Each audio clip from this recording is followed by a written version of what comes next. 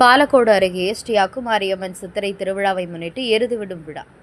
தருமபுரி மாவட்டம் பாலக்கோடு அருகே சோமனாலி கிராமத்தில் ஸ்ரீ அக்குமாரியம்மன் சித்திரை திருவிழாவை முன்னிட்டு எருதுவிடும் திருவிழா ஒவ்வொரு ஆண்டும் வெகு விமரிசையாக நடைபெற்று வருகிறது.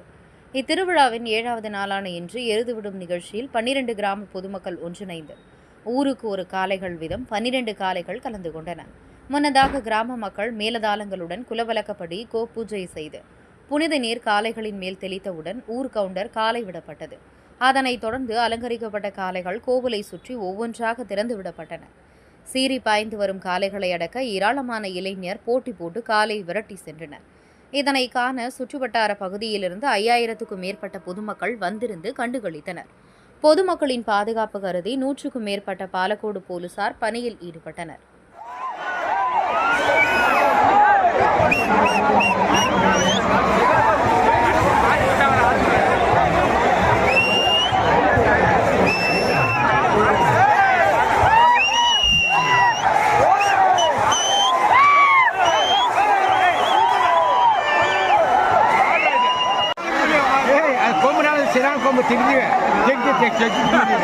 జగతి మాట్లాడు అదే